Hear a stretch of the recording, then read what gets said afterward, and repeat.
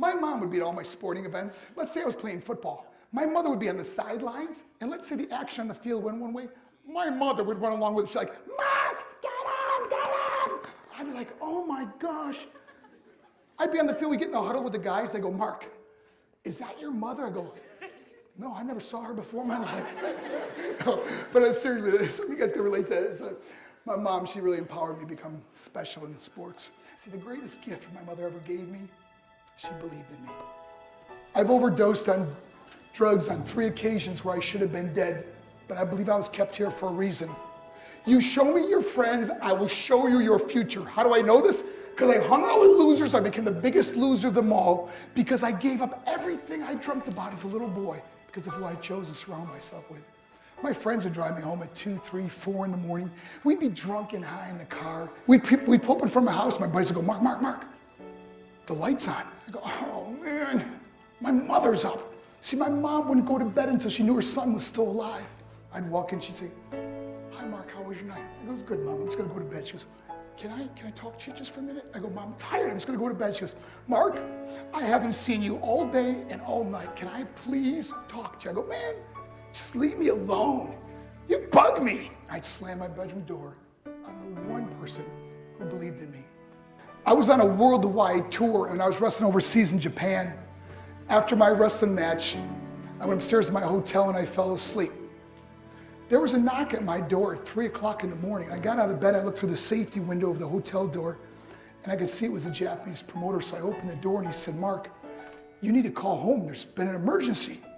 So I got on the hotel room phone, I called back to the United States and said, hey, what's going on? He said, Mark, I don't know how to tell you this. I go, just tell me what happened. All of a sudden they started crying. They go, Mark, I can't tell you. Just say it. I said, Mark, your mother died. I just threw the phone down. I ran out of my hotel room.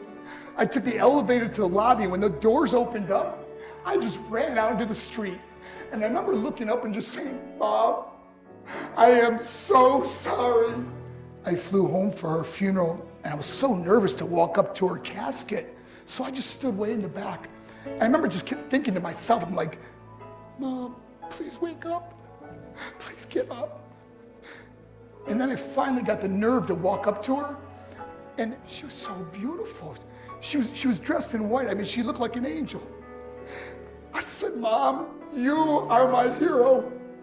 Everything I am, everything I hope to be was because of you.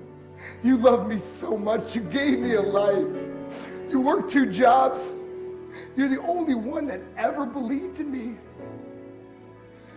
How'd I repay her? By getting drunk? By getting high? By getting stupid? By hanging out with losers? For what?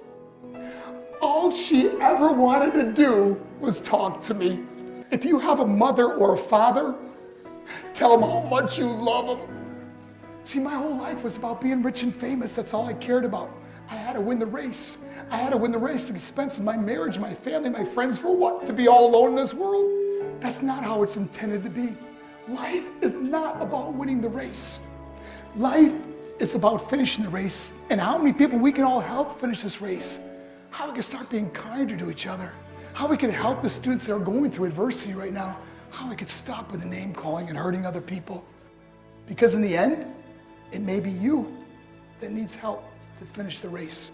Because I learned what is truly important, and that is how precious this gift of life is and how quickly it can be taken away. See, I no longer live in time. I live in moments. I'm not worried about tomorrow. See, it's not what's in your pocket that matters. It's what's in your heart that truly matters. Love is just a word until somebody comes along and gives it meaning. You are the meaning.